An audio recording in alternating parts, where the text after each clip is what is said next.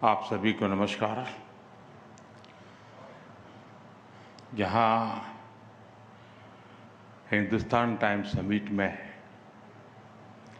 देश विदेश से अनेक गणमान्य अतिथि उपस्थित हैं, मैं आयोजकों और जितने साथियों ने अपने विचार रखे, आप सभी का अभिनंदन करता हूं। अभी शोभना जी ने दो बातें बताई जिसको मैंने नोटिस किया। एक तो उन्होंने कहा कि मोदी जी पिछली बार आए थे तो ये सुझाव दिया था, इस देश में मीडिया हाउस को काम बताने की हिम्मत कोई नहीं कर सकता, लेकिन मैंने की थी। और मेरे लिए खुशी की बात है कि शोभना जी और उनकी टीम ने बड़े चाव से इस काम को किया। और देश को जब मैं अभी प्रदर्शनी देख के आया, मैं सबसे आग्रह करूंगा कि इसको जरूर देखिए। इन फोटोग्राफर साथियों ने ऐसे पल को ऐसे पकड़ा है कि पल को अमर बना दिया है। दूसरी बात उन्होंने कही, और वो भी जरा मैं शब्दों को जैसे मैं समझ रहा हूं, उन्होंने कहा कि आप आगे भी, एक तो ये कह सकती थी कि आप आगे भी देश की सेवा करते रहिए, लेकिन हिंदुस्तान टाइम्स ये कहे आप आगे भी ऐसे ही सेवा करते रहिए।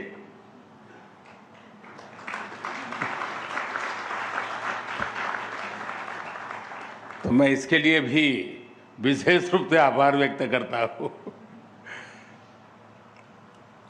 साथियों, इस बार समिट की थीम है ट्रांसफॉर्मिंग टुमारो। मैं समझता हूं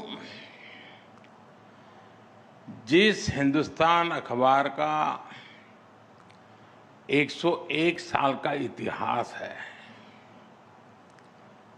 जिस अखबार पर महात्मा गांधी जी, मदन मोहन मालवीय जी, घनश्याम दास बिड़ला जी, ऐसे अनगिनत महापुरुषों का आशीर्वाद रहा, वो अखबार जब ट्रांसफॉर्मिंग टुमारो की चर्चा करता है तो देश को ये भरोसा मिलता है कि भारत में हो रहा परिवर्तन केवल संभावनाओं की बात नहीं है, बल्कि ये बदलते हुए जीवन, बदलती हुई सोच और बदलती हुई दिशा की सच्ची गाथा है। साथियों, आज हमारे संविधान के मुख्य शिल्पी डॉक्टर बाबा साहब आम्बेडकर जी का महापरिनिर्वाण दिवस भी है। मैं सभी भारतीयों की तरफ से उन्हें श्रद्धांजलि अर्पित करता हूं। फ्रेंड्स, आज हम उस मुकाम पर खड़े हैं जब 21वीं सदी का 1/4 हिस्सा बीत चुका है। इन 25 सालों में दुनिया ने कई उतार चढ़ाव देखे हैं। फाइनेंशियल क्राइसिस देखी है, ग्लोबल पैंडेमिक देखी है, टेक्नोलॉजी से जुड़े डिसरप्शंस देखे हैं। हमने बिखरती हुई दुनिया भी देखी है, वॉर्स भी देख रहे हैं। ये सारी स्थितियां किसी न किसी रूप में दुनिया को चैलेंज कर रही है। आज दुनिया अनिश्चितताओं से भरी हुई है। लेकिन अनिश्चितताओं से भरे इस दौर में हमारा भारत एक अलग ही लीग में दिख रहा है। भारत आत्मविश्वास से भरा हुआ है।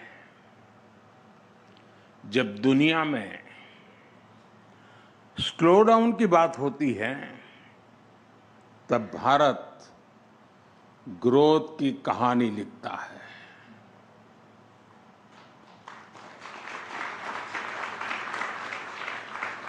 जब दुनिया में ट्रस्ट की क्राइसिस दिखता है, तब भारत ट्रस्ट का पिलर बन रहा है। जब दुनिया फ्रेगमेंटेशन की तरफ जा रही है, तब भारत ब्रिज बिल्डर बन रहा है। साथियों, अभी कुछ दिन पहले भारत में Q2 के जीडीपी फिगर्स आए हैं। 8% से ज्यादा की ग्रोथ रेट हमारी प्रगति की नई गति का प्रतिबिंब है। साथियों, ये सिर्फ नंबर नहीं है,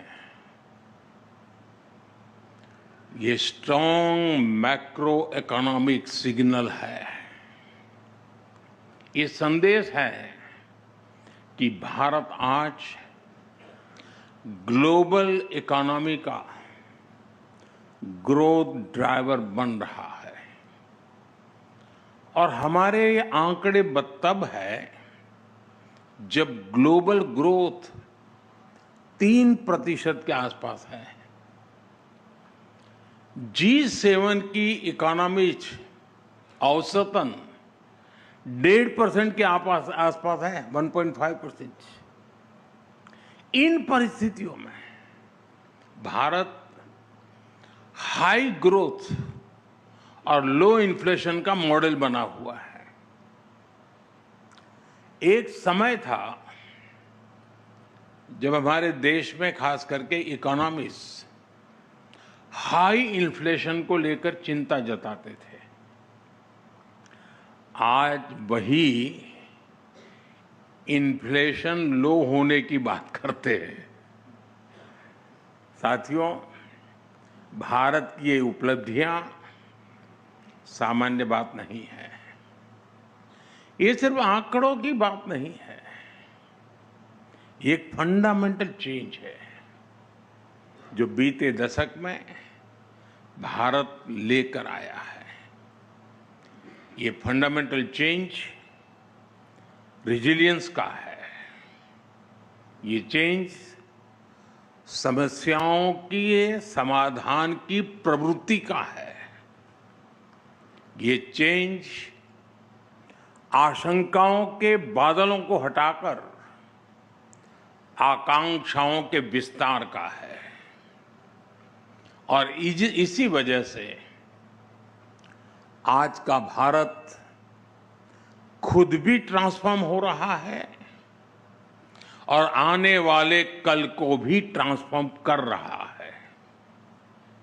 साथियों, आज जब हम यहां ट्रांसफॉर्मिंग टुमारो की चर्चा कर रहे हैं, हमें यह भी समझना होगा कि ट्रांसफॉर्मेशन का जो विश्वास पैदा हुआ है, उसका आधार वर्तमान में हो रहे कार्यों की, आज हो रहे कार्यों की एक मजबूत नींव है। आज के रिफॉर्म और आज की परफॉर्मेंस हमारे कल के ट्रांसफॉर्मेशन का रास्ता बना रहे हैं। मैं आपको एक उदाहरण दूंगा कि हम किस सोच के साथ काम कर रहे हैं। साथियों, आप भी जानते हैं कि भारत के सामर्थ्य का एक बड़ा हिस्सा एक लंबे समय तक अनटैप रहा है। जब देश के इस अनटैप्ड पोटेंशियल को ज्यादा से ज्यादा अवसर मिलेंगे, जब वह पूरी ऊर्जा के साथ बिना किसी रुकावट के देश के विकास में भागीदार बनेंगे, तो देश का कायाकल्प होना तय है। आप सोचिए, हमारा पूर्वी भारत, हमारा नॉर्थ ईस्ट, हमारे गांव, हमारे टियर 2 और टियर 3 सिटीज, हमारे देश की नारी शक्ति, भारत की इनोवेटिव यूथ पावर, भारत की सामुद्रिक शक्ति, ब्लू इकोनॉमी, भारत का स्पेस सेक्टर, कितना कुछ है जिसके फुल पोटेंशियल का इस्तेमाल पहले के दशकों में हो ही नहीं पाया। अब आज भारत इन अनटैप्ड पोटेंशियल को टैप करने के विजन के साथ आगे बढ़ रहा है। आज पूर्वी भारत में आधुनिक इंफ्रास्ट्रक्चर, कनेक्टिविटी और इंडस्ट्री पर अभूतपूर्व निवेश हो रहा है। आज हमारे गांव, हमारे छोटे शहर भी आधुनिक सुविधाओं से लैस हो रहे हैं। हमारे छोटे शहर स्टार्टअप्स और एमएसएमईज के नए केंद्र बन रहे हैं। हमारे गांवों में किसान एफपीओ बनाकर सीधे मार्केट से जुड़े, और कुछ तो एफपीओ ग्लोबल मार्केट से जुड़ रहे हैं। साथियों, भारत की नारी शक्ति तो आज कमाल कर रही है। हमारी बेटियां आज हर फील्ड में छा रही हैं। ये ट्रांसफॉर्मेशन अब सिर्फ महिला सशक्तिकरण तक सीमित नहीं है। इस समाज की सोच और सामर्थ्य दोनों को ट्रांसफॉर्म कर रहा है। साथियों, जब नए अवसर बनते हैं, जब रुकावटें हटती हैं, तो आसमान में उड़ने के लिए नए पंख भी लग जाते हैं। इसका एक उदाहरण भारत का स्पेस सेक्टर भी है। पहले स्पेस सेक्टर सरकारी नियंत्रण में ही था, लेकिन हमने स्पेस सेक्टर में रिफॉर्म किया, उसे प्राइवेट सेक्टर के लिए ओपन किया, और इसके नतीजे आज देश देख रहा है। अभी 10-11 दिन पहले मैंने हैदराबाद में स्काई रूट के इन्फिनिटी कैंपस का उद्घाटन किया। स्काई रूट भारत की प्राइवेट स्पेस कंपनी है। ये कंपनी हर महीने एक रॉकेट बनाने की क्षमता पर काम कर रही है।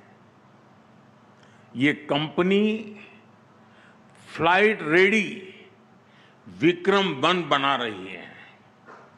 सरकार ने प्लेटफॉर्म दिया और भारत का नौजवान उस पर नया भविष्य बना रहा है। और यही तो असली ट्रांसफॉर्मेशन है। साथियों, भारत में आए एक और बदलाव की चर्चा मैं यहां करना जरूरी समझता हूं।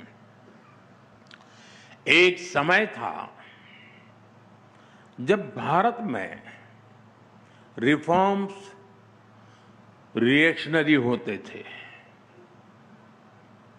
यानी बड़े निर्णयों के पीछे या तो कोई राजनीतिक स्वार्थ होता था या फिर किसी क्राइसिस को मैनेज करना होता था। लेकिन आज नेशनल गोल्स को देखते हुए रिफॉर्म्स होते हैं। टारगेट तय है। आप देखिए, देश के हर सेक्टर में कुछ न कुछ बेहतर हो रहा है। हमारी गति कांस्टेंट है, हमारी डायरेक्शन कंसिस्टेंट है और हमारा इंटेंट नेशन फर्स्ट का है। 2025 का तो ये पूरा साल ऐसे ही रिफॉर्म्स का साल रहा है। सबसे बड़ा रिफॉर्म नेक्स्ट जनरेशन जीएसटी का था और इन रिफॉर्म्स का असर क्या हुआ वो सारे देश ने देखा है। इसी साल डायरेक्ट टैक्स सिस्टम में भी बहुत बड़ा रिफॉर्म हुआ है।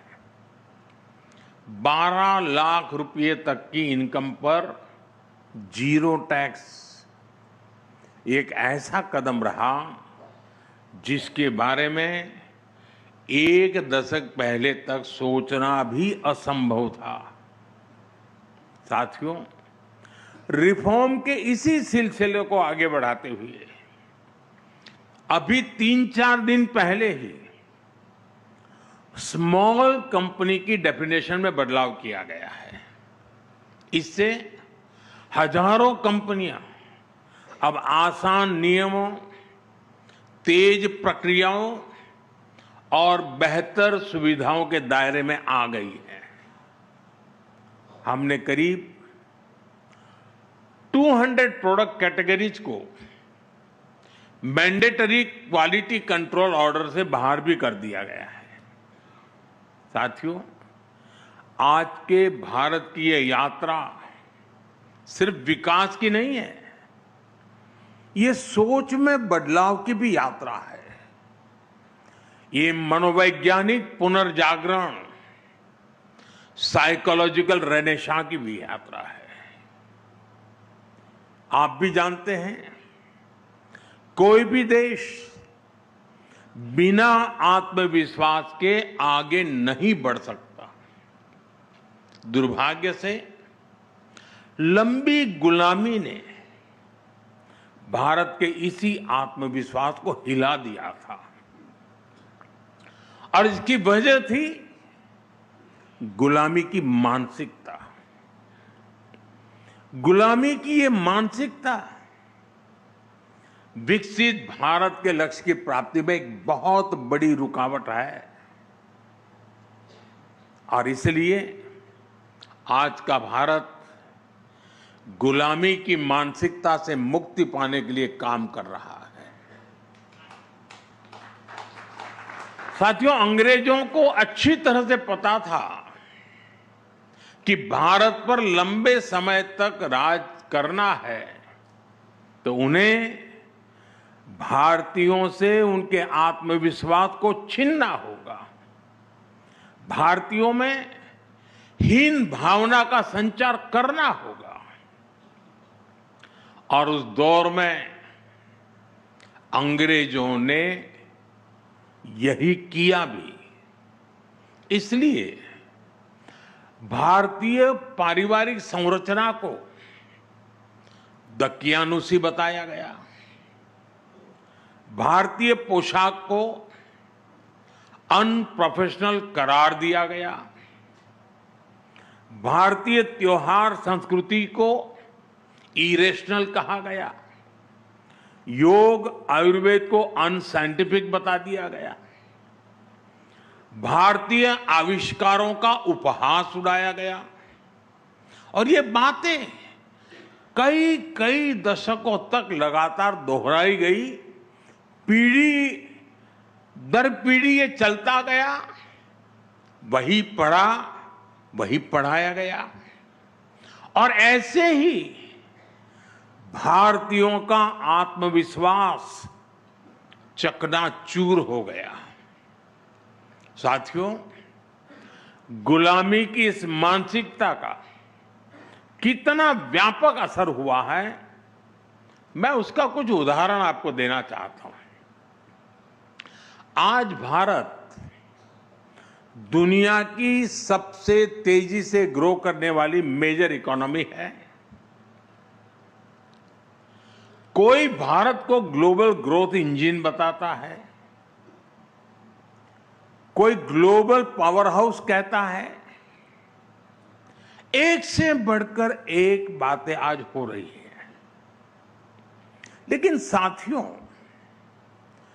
आज भारत की जो तेज ग्रोथ हो रही है, क्या कहीं पर आपने पढ़ा, क्या कहीं पर आपने सुना, इसको कोई हिंदू रेट ऑफ ग्रोथ कहता है क्या?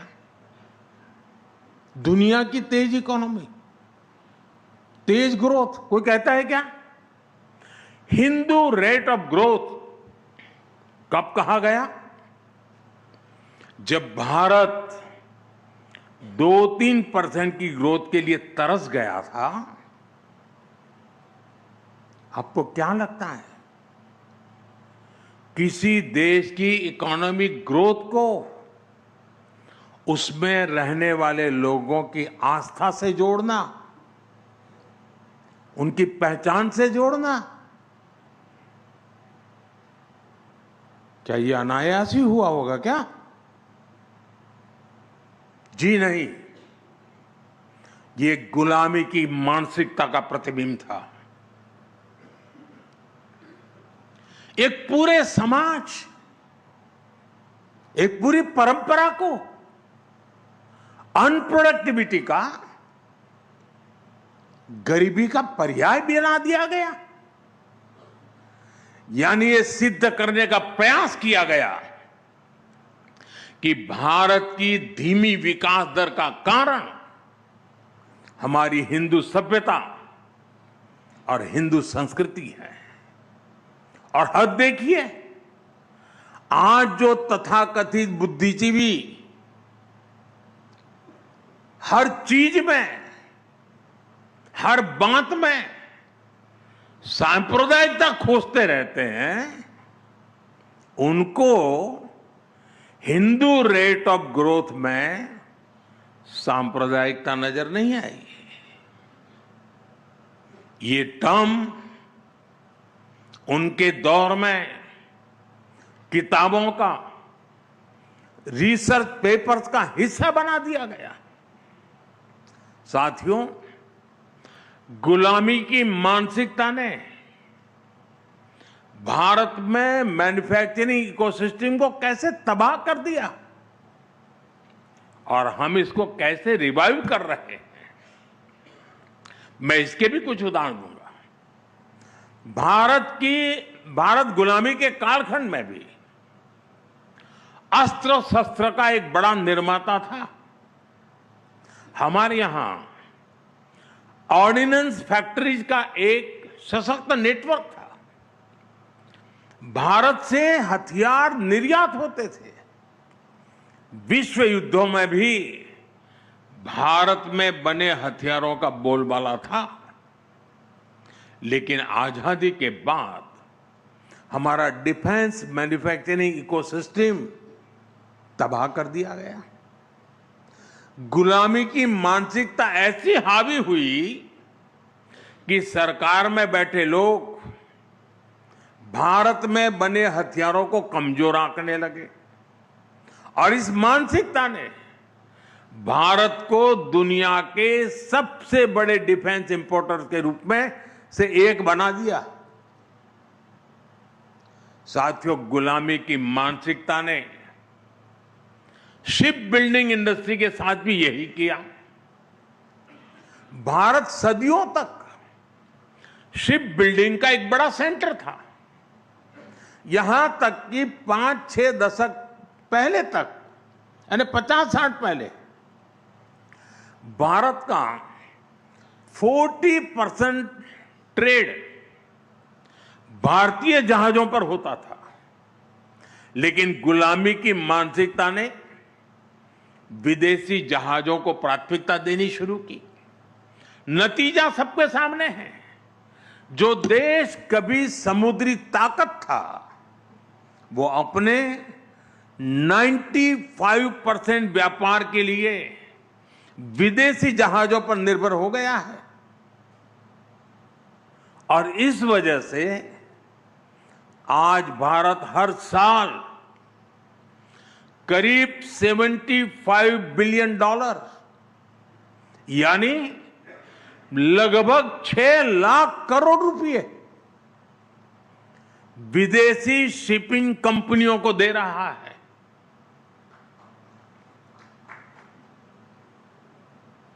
साथियों, शिप बिल्डिंग हो, डिफेंस मैन्युफैक्चरिंग हो, आज हर सेक्टर में गुलामी की मानसिकता को पीछे छोड़कर नए गौरव को हासिल करने का प्रयास किया जा रहा है। साथियों, गुलामी की मानसिकता ने एक बहुत बड़ा नुकसान भारत में गवर्नेंस के अप्रोच को भी किया। लंबे समय तक सरकारी सिस्टम का अपने नागरिकों पर अविश्वास रहा।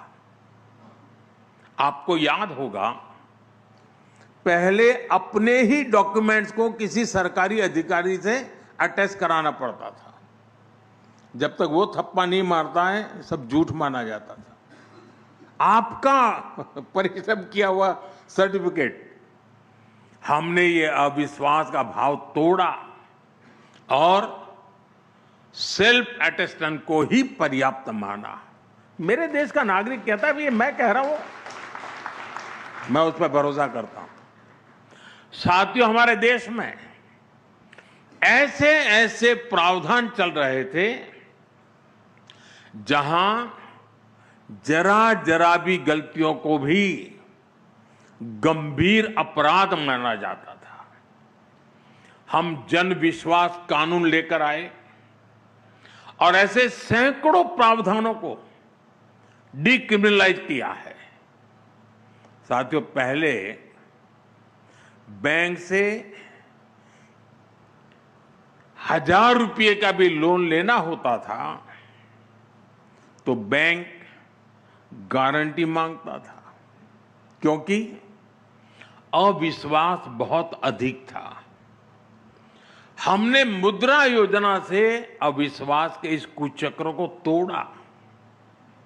इसके तहत अभी तक 37 लाख करोड़, 37 लाख करोड़ रुपए की गारंटी फ्री लोन हम दे चुके हैं देशवासियों को।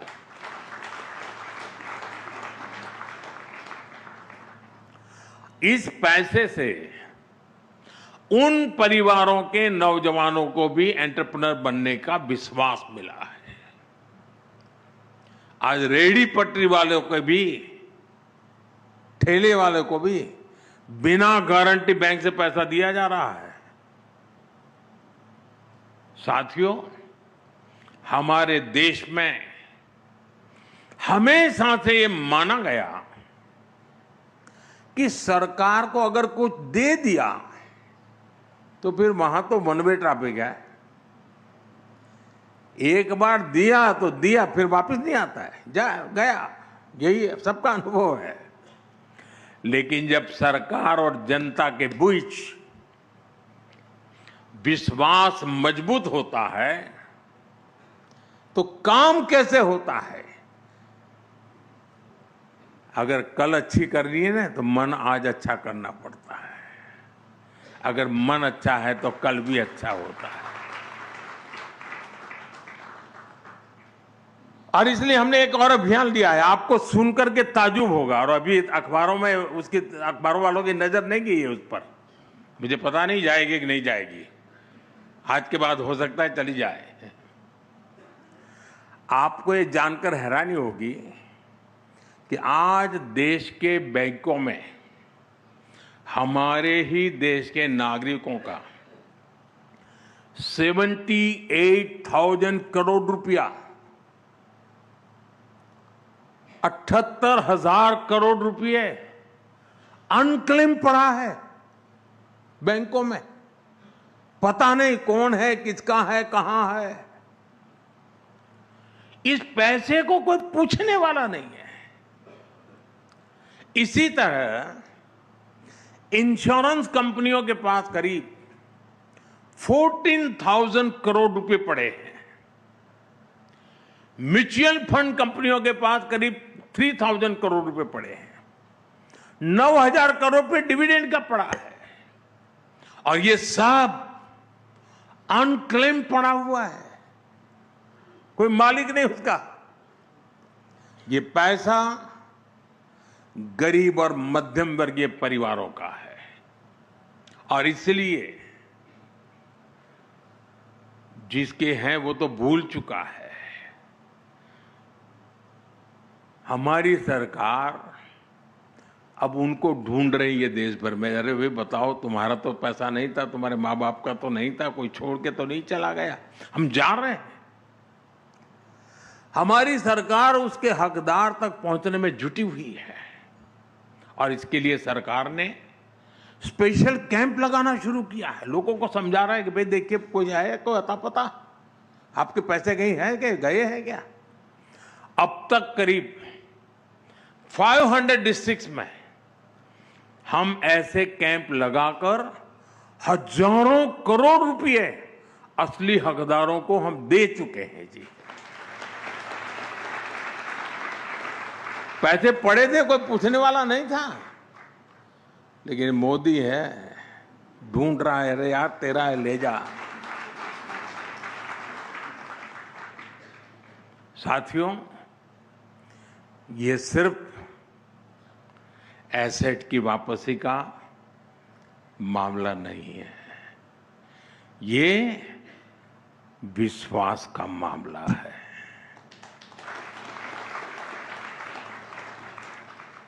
ये जनता के विश्वास को निरंतर हासिल करने की प्रतिबद्धता है, और जनता का विश्वास यही हमारी सबसे बड़ी पूंजी है। अगर गुलामी की मानसिकता होती तो सरकारी मानस ही हावी होता, और ऐसे अभियान कभी नहीं चलते। साथियों, हमें अपने देश को पूरी तरह से हर क्षेत्र में गुलामी की मानसिकता से पूर्ण रूप से मुक्त करना है। अभी कुछ दिन पहले मैंने देश से एक अपील की है। मैं आने वाले 10 साल का एक टाइम फ्रेम लेकर देशवासियों को मेरे साथ मेरे बातों को लिए कुछ करने के लिए प्यार से आग्रह कर रहा हूं, हाथ जोड़ के विनती कर रहा हूं। 140 करोड़ देशवासियों की मदद के बिना मैं कर नहीं पाऊंगा, और इसलिए मैं देशवासियों के बार बार हाथ जोड़ के कह रहा हूं। और 10 साल के इस टाइम फ्रेम में मैं क्या मांग रहा हूं? मैकाले की जिस नीति ने भारत में मानसिक गुलामी के बीज बोए थे, उसको 2035 में 200 साल पूरे हो रहे हैं, 200 ईयर हो रहे हैं, यानी 10 साल बाकी हैं। और इसलिए इन्हीं 10 वर्षों में हम सभी को मिलकर के अपने देश को गुलामी की मानसिकता से मुक्त करके रहना चाहिए।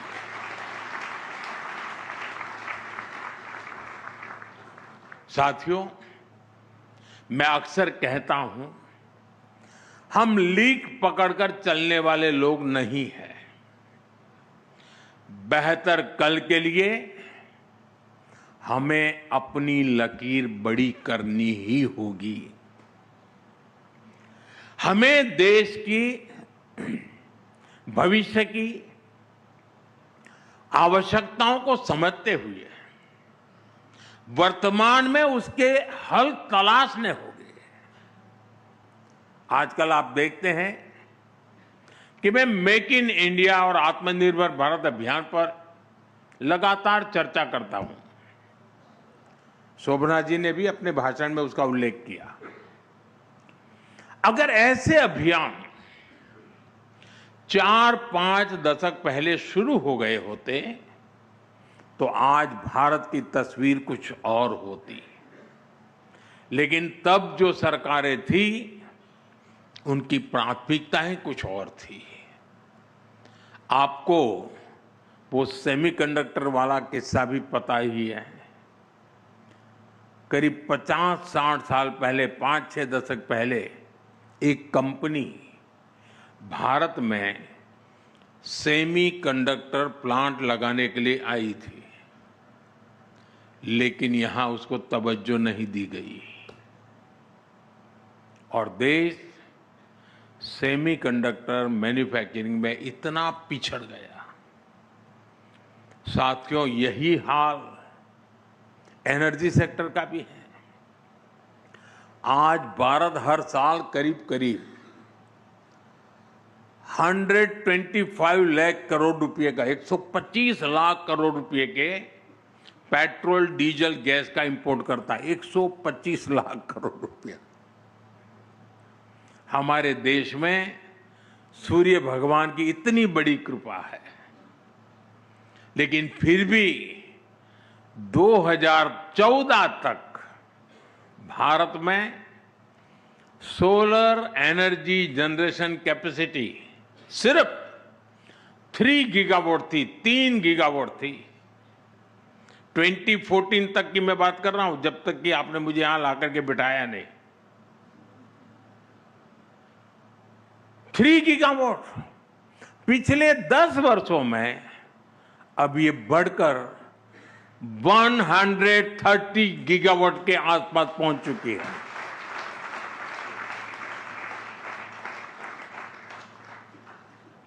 और इसमें भी भारत ने 22 गीगावाट कैपेसिटी सिर्फ और सिर्फ रूफटॉप सोलर से ही जोड़ी है।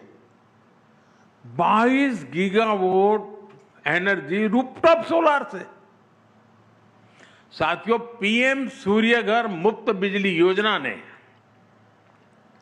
एनर्जी सिक्योरिटी के इस अभियान में देश के लोगों को सीधी भागीदारी करने का मौका दे दिया है। मैं काशी का सांसद हूं, प्रधानमंत्री के नाते जो काम है, लेकिन सांसद के नाते भी कुछ काम करने होते हैं।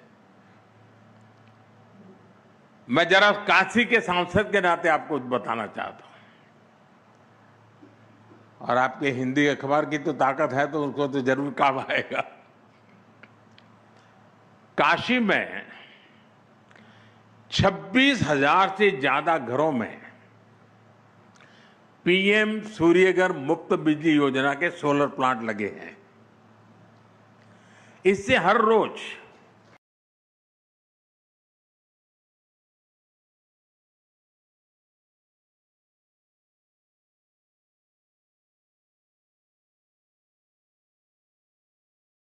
डेली 3 लाख यूनिट से अधिक बिजली पैदा हो रही है।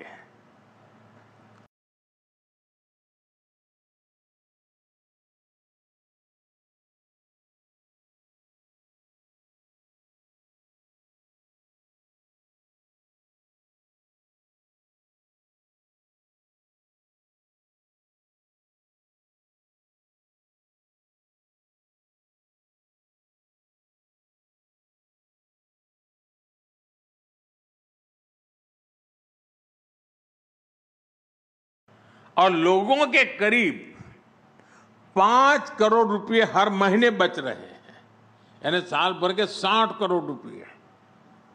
साथियों, इतनी सोलर पावर बनने से हर साल करीब 90,000 मैट्रिक टन कार्बन एमिशन कम हो रहा है। इतने कार्बन एमिशन को खपाने के लिए हमें 40 लाख से ज्यादा पेड़ लगाने पड़ते हैं। और मैं फिर कहूंगा, ये जो मैंने आंकड़े दिए ना, ये सिर्फ काशी के हैं, बनारस के हैं। मैं देश की बात नहीं बता रहा आपको। आप कल्पना कर सकते हैं कि पीएम सूर्यघर मुफ्त बिजली योजना, ये देश को कितना बड़ा फायदा हो रहा है। आज की एक योजना भविष्य को ट्रांसफॉर्म करने की कितनी ताकत रखती है, ये उसका एग्जाम्पल है। वैसे साथियों, अभी आपने मोबाइल मैन्युफैक्चरिंग के भी आंकड़े देखे होंगे। 2014 से पहले तक हम अपने जरूरत के 75% मोबाइल फोन इंपोर्ट करते थे, 75%। और अब भारत का मोबाइल फोन से इंपोर्ट लगभग जीरो हो गया है।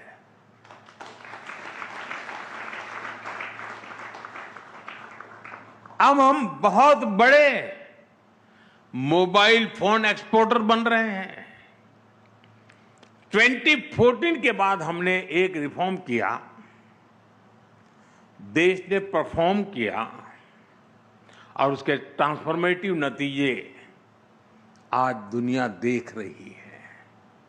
साथियों, ट्रांसफॉर्मिंग टुमारो की ये यात्रा ऐसी ही अनेक योजनाओं, अनेक नीतियों, अनेक निर्णयों, जन आकांक्षा और जन भागीदारी की यात्रा है। ये निरंतरता की यात्रा है। ये सिर्फ एक समिट की चर्चा तक सीमित नहीं है। भारत के लिए तो ये राष्ट्रीय संकल्प है। इस संकल्प में सबका साथ जरूरी है, सबका प्रयास जरूरी है।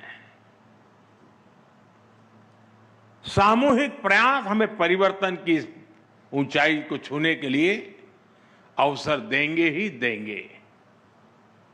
साथियों, एक बार फिर मैं शोभना जी का, हिंदुस्तान टाइम्स का बहुत आभारी हूं कि आपने मुझे अवसर दिया आपके बीच आने का, और जो बातें कभी कभी बताई उसको आपने किया। और मैं तो मानता हूं शायद देश के फोटोग्राफरों के लिए एक नई ताकत बनेगा ये।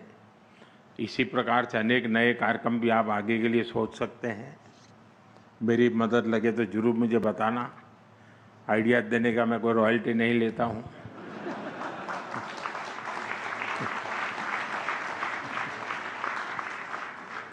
मुफ्त का कारोबार है और मारवाड़ी परिवार है तो मौका छोड़ेगा ही नहीं।